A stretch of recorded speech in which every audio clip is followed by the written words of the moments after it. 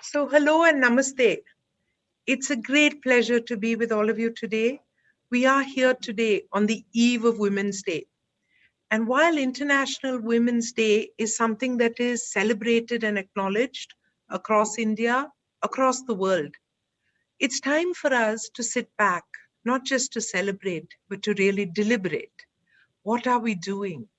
What is our future? How can we challenge societal norms and build a more inclusive world? What has the world been through during this COVID period?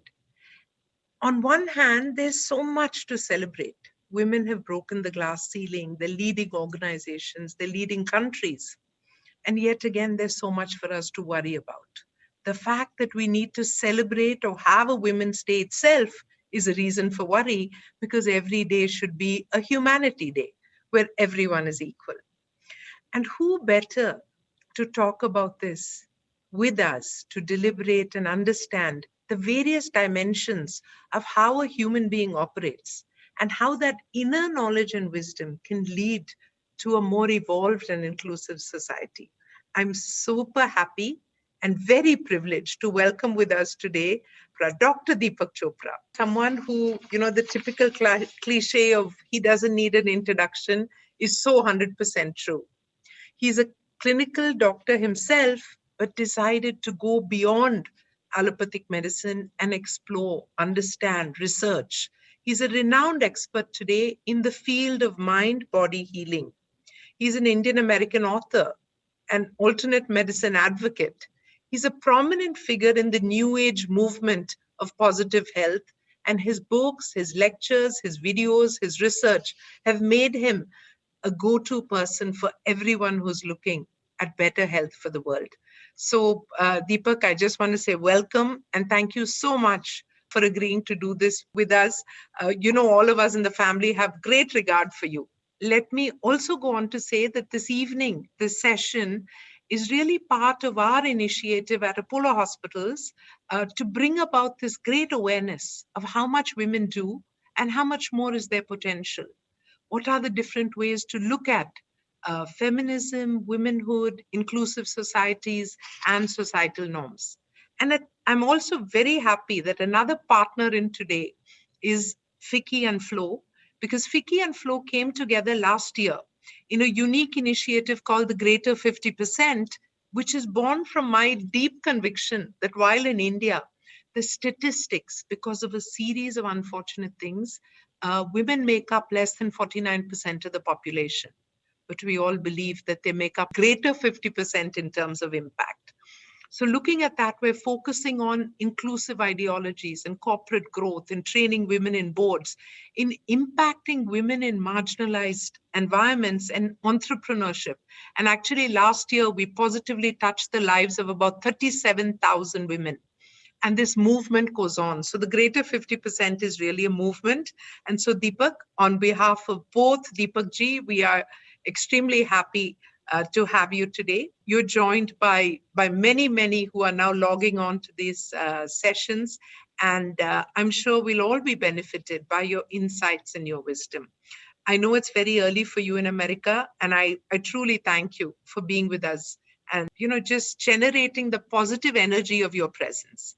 So may I hand it over to you first to give us your thoughts on women, on societal norms, what women have undergone during the COVID period, how working at home has really broken some of the boundaries, enabled them in the knowledge economy to do so much, and yet the pressure of work has become more because they're juggling these multiple roles. How can we, look at different aspects of the evolution of the world in this?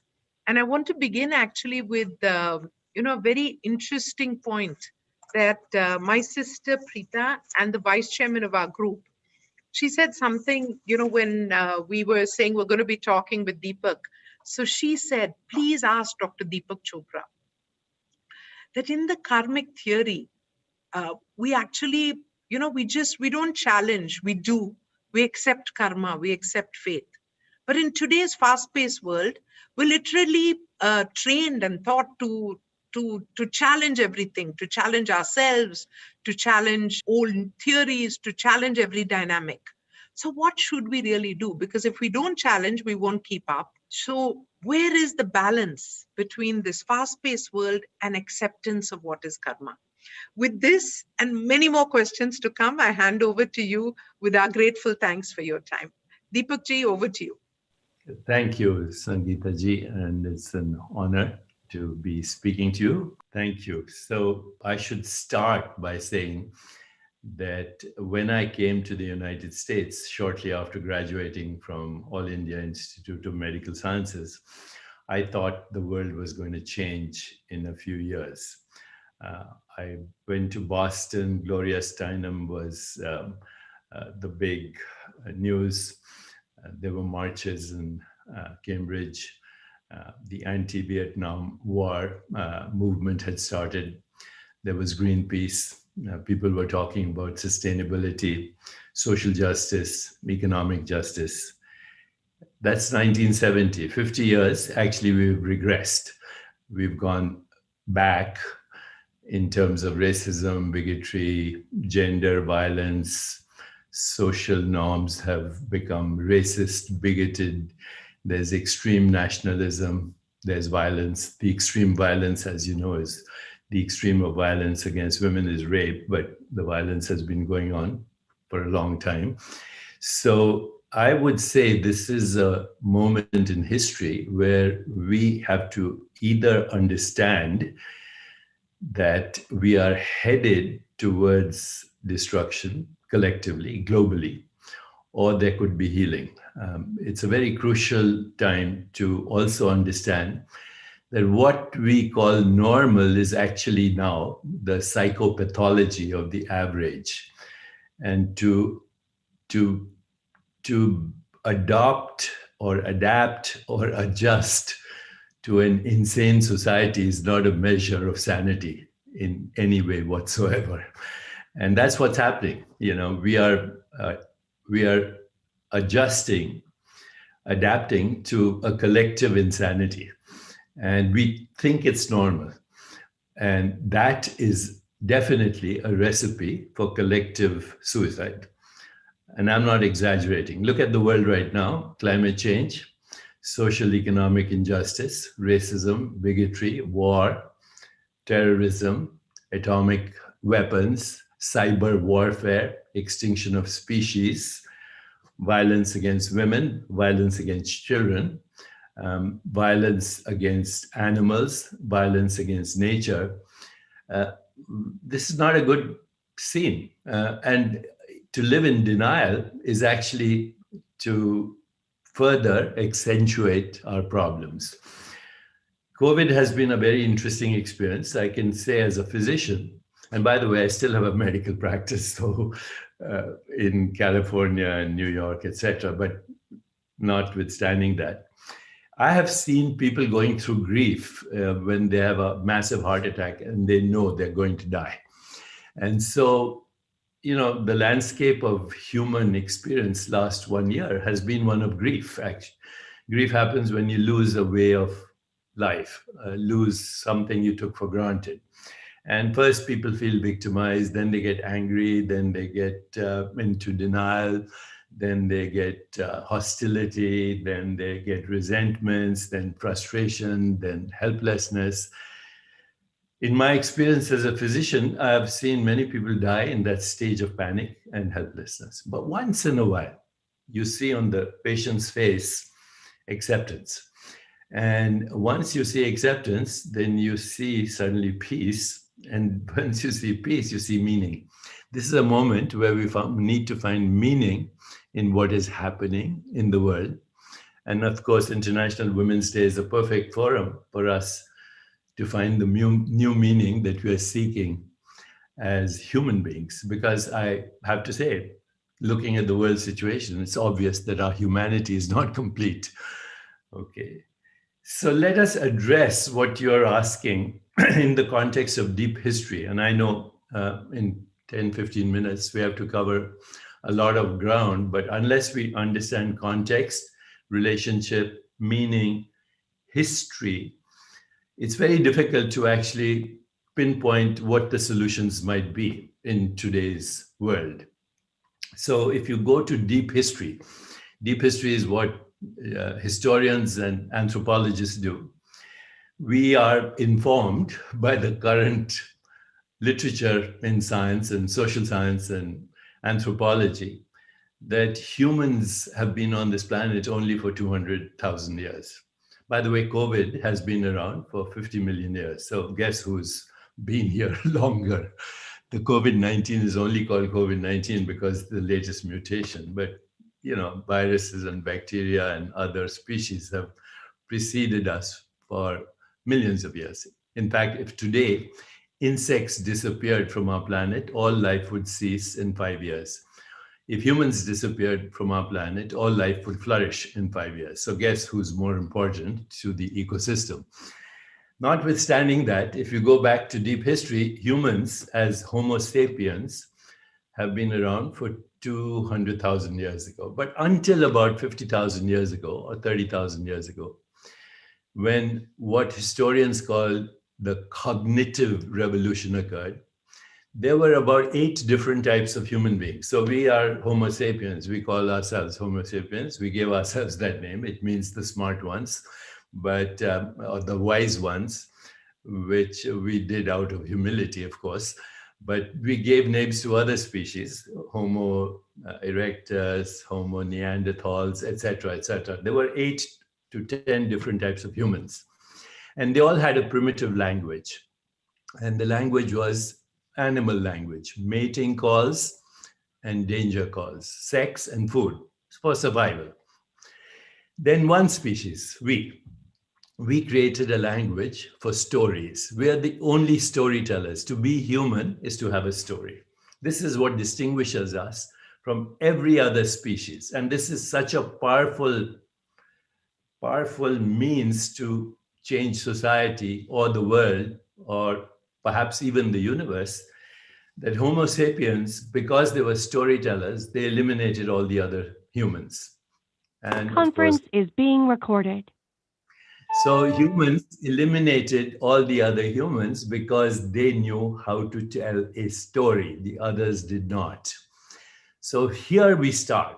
To be human is to have a story. And today, what we're actually trying to address is, how do we shift the story? How not to improve the story, but how to change the story. Change the story means creativity, a new story, a new context, a new meaning, new relationships, a new way of looking at the world. The first stories that humans told, and the predominant story today, is still the same story. It's called gossip. So, what do we read? We go on social media, we watch movies, we create drama, theater. It's all gossip. Who's doing what to whom, who's sleeping with whom, who can be trusted, who can't be trusted, etc., etc. So that still is the dominant story in humanity. All you have to do is look at social media and entertainment. But the first stories that humans told were mythical stories, about gods, goddesses, asuras, devas, angels, devil, divine beings, diabolical beings. We in India are a living mythology today with Ganesh and Saraswati and Durga and Lakshmi and all these words we use, karma, dharma, all of that. We are still telling stories, mythical stories, and living those stories. There's a difference between knowing the stories and living those stories. The second stories were religion. Religion is nothing but cultural mythology. It's mythology of a certain time organized as rules and norms.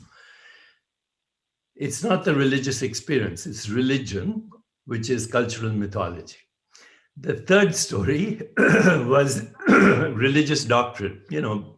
Scholars came around, then philosophy, and then science. Today's story is science.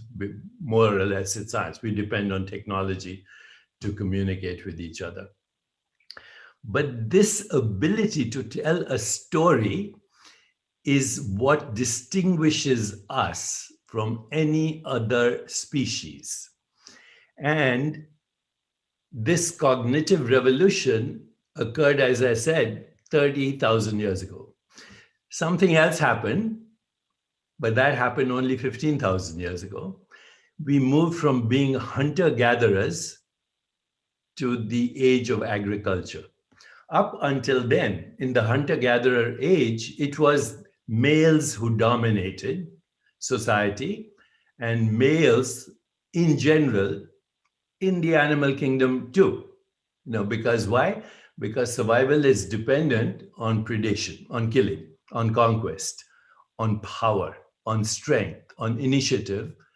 And so for all these years, we were a patriarchal society till the age of agriculture, 12,000 years ago, when particularly in the Indus Valley, in the Indian subcontinent, we had the emergence of matriarchal societies. We had the emergence of Indian gods and goddesses and a matriarchal culture with the emergence of the age of agriculture. It didn't happen globally, by the way. It happened in India. It happened in some other cultures in the world, in indigenous cultures. There are many matriarchal cultures in the world. But it did not ever dominate. It did not ever dominate the world. Then something else happened 500 years ago. That's what we call the scientific revolution. And the scientific revolution, of course, created technology, which totally changed our world. Right now, we are in the science and technology age, and we still think this is the most advanced age, but maybe not, because our technologies have also given us the capacity to destroy the world. We have now 20 times the capacity to destroy the world 20 times over.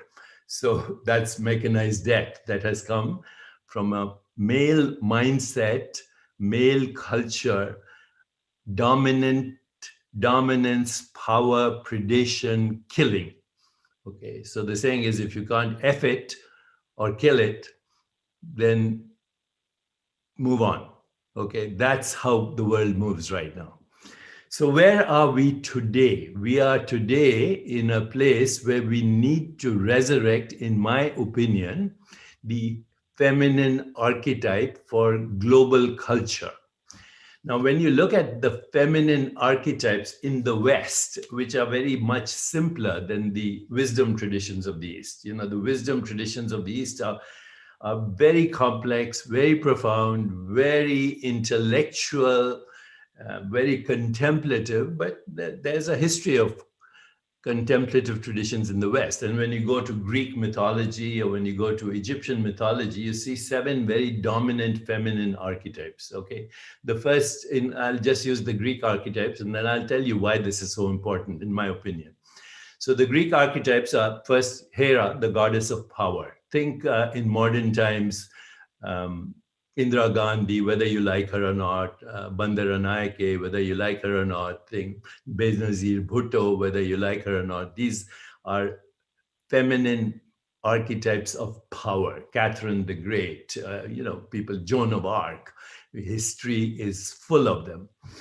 Second feminine archetype in the West is Aphrodite, which in India we say Kam Devi, sexuality, beauty, love, passion, sensual delight.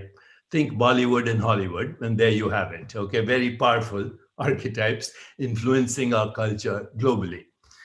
The third archetype that the Greeks talked about, and the Egyptians also, but in the Indians too, is Athena, the goddess of wisdom, of culture, of music, Saraswati, we call her. And she is the custodian of basically the arts, science, today even technology, dominating in the world. Silicon Valley, go see all the young women entrepreneurs. By the way, Hera archetype is also Kamala Harris today, a very interesting archetype in America who is embodying both East, West, Black, White, and the culture of the West. That's a very powerful archetype. Kamala Harris as Hera, the destroyer of ignorance. We would say Durga even, if we wanted to make a comparison. So Athena is Saraswati, Artemis is nature, Princess Diana, conservation of nature, a relationship with the ecosystem of the planet. Then we have Persephone, the alchemist, the healer, in the one who rules the undercurrents of human intellect, the subconscious mind, the collective unconscious, all the archetypes, alchemy. She is not only an alchemist, a healer, but a transformer. We need her desperately right now. The archetype that we call Persephone in the West. Then you have Demeter, Mother Mira, or Mother goddesses. In India, every goddess in some way or the other is also a divine mother. It represents beauty, intuition, affection, tenderness, but also strength, because without the mother's strength, the family falls apart.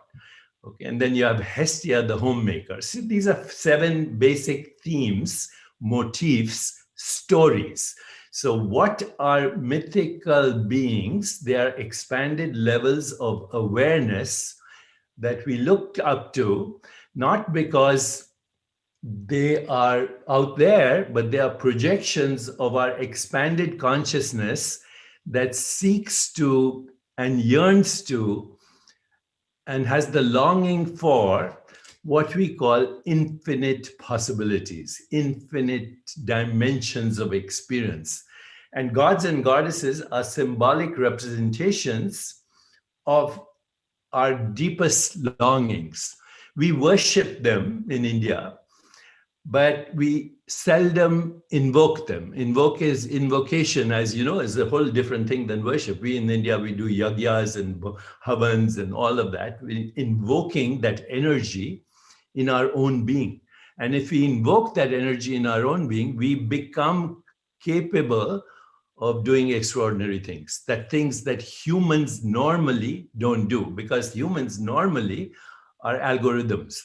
We are a conditioned mind that recycles over millennia with the same habits, the same social structures, the same norms, and it recycles, evolves very slowly. And what we're seeing right now in the year 2021 is a very slow evolution of what was brimming to me in the 70s. Okay, and it was now, a new time. We are longing for a more sustainable, more just, more healthy, more joyful, more creative, more intuitive, more visionary mode of being. And now the archetypes are there, but they're here as well. And we're saying, what if we embrace them? Could we shift culture in a way that has never shifted before?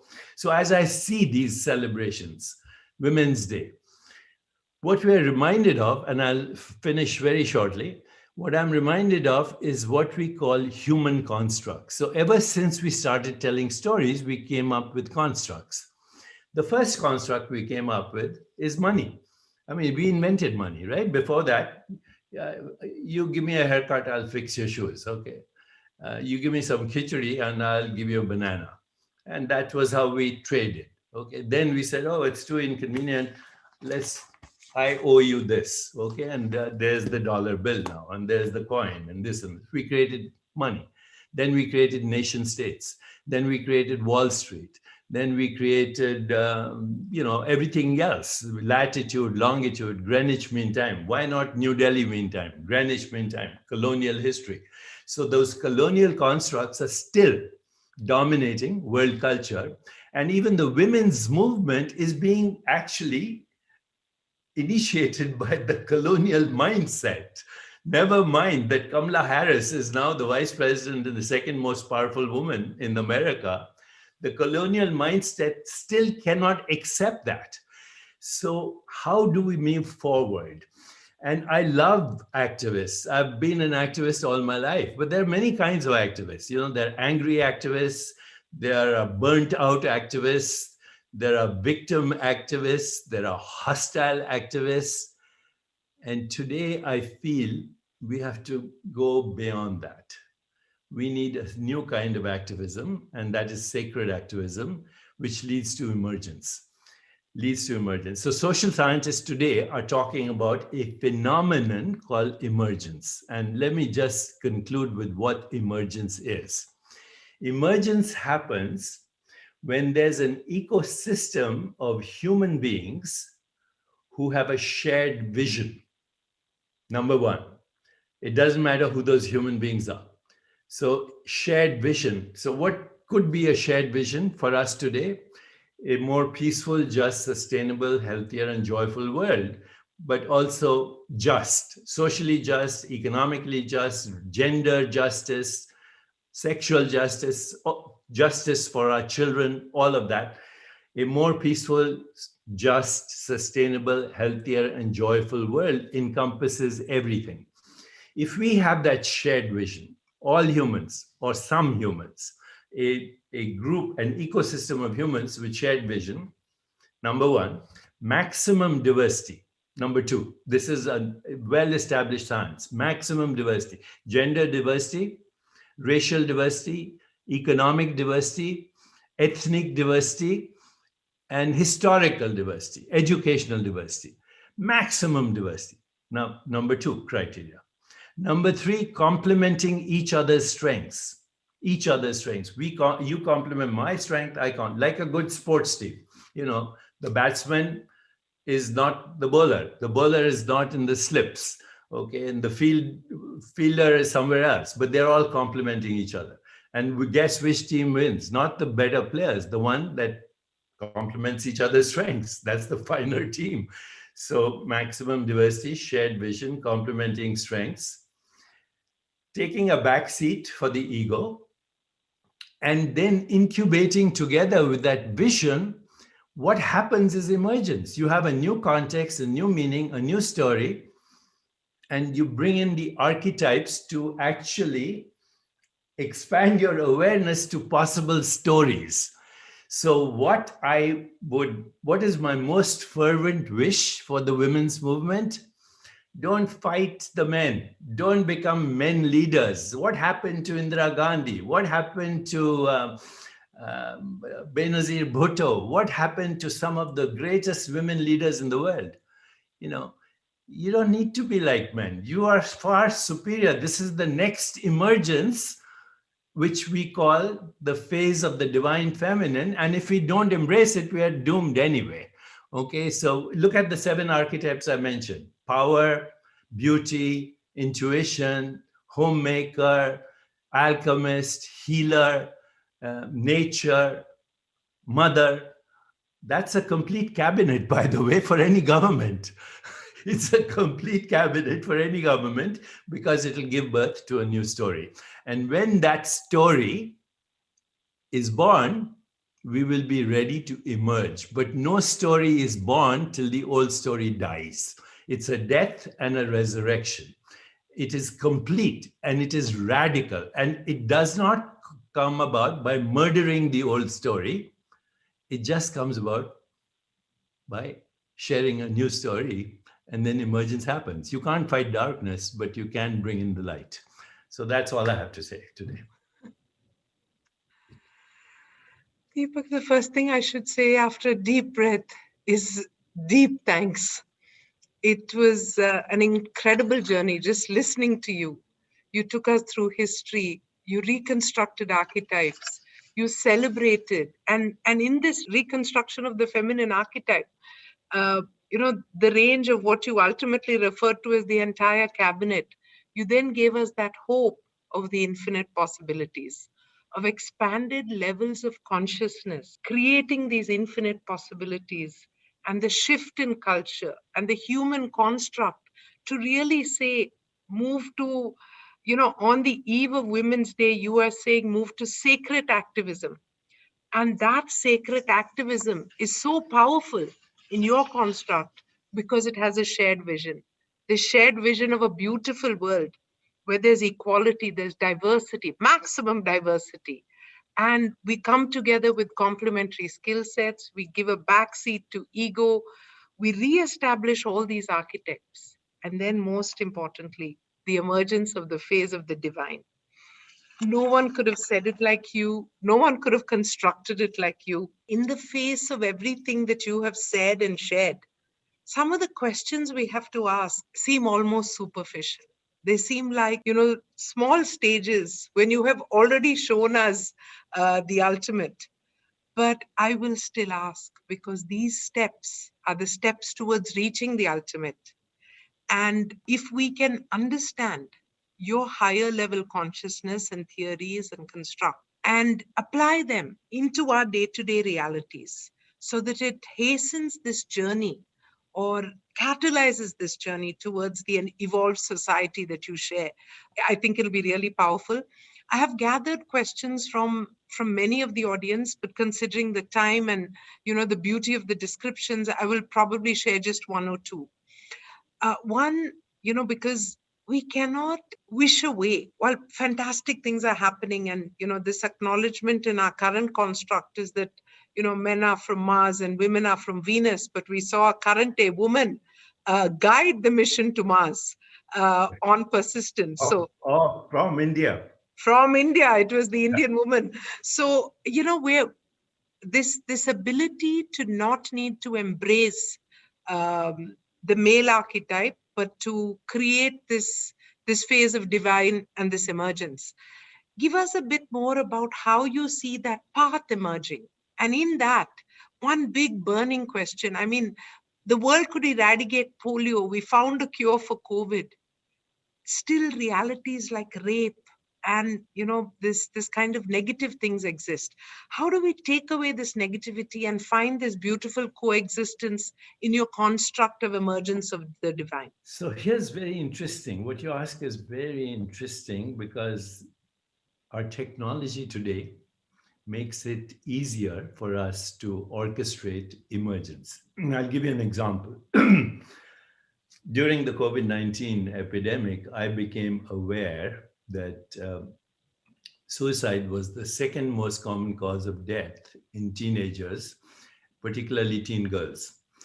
I also became aware that last year, more people died of suicide in Japan than of COVID-19. Every 12 seconds, somebody in the world is killing themselves. Every 40 seconds, somebody dies of suicide right here in America.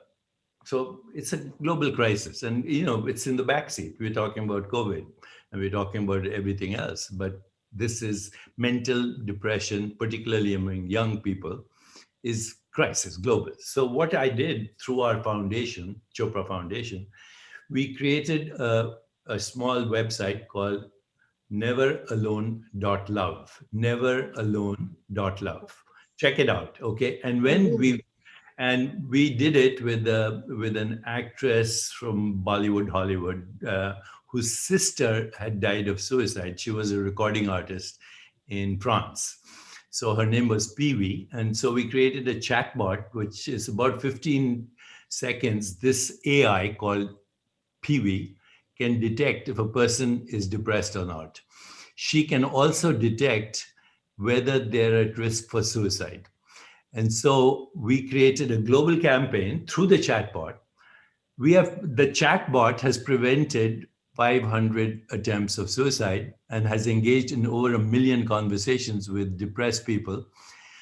What is so sad about our society is people are willing to speak to a machine and more vulnerable with a machine than with the human because they don't feel judged.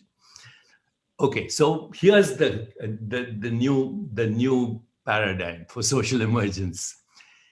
Create an ecosystem through technology for women leaders. Men follow if they embrace the feminine archetypes, because I live my life right now through the feminine archetype, not through the male archetype. It's gone. It's obsolete. Outdated, obsolete, should be extinct. Yes. So here's what we do with what we did with Never Alone. Okay, 3 things. Now this sounds very Indian, but doesn't matter.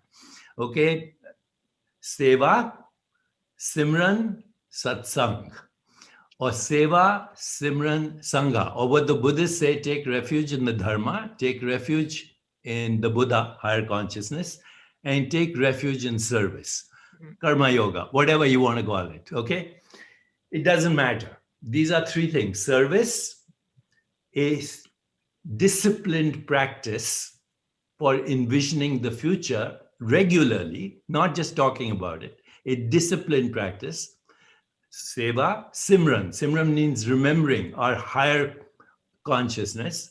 And Sangha, creating a global community. So I gave you the example of Never Alone because now we are developing a cryptocurrency, blockchain, we're getting counselors. All of that is democratizing well being in the world, mental well being, especially for young women and young children and teenagers at risk. We're democratizing it.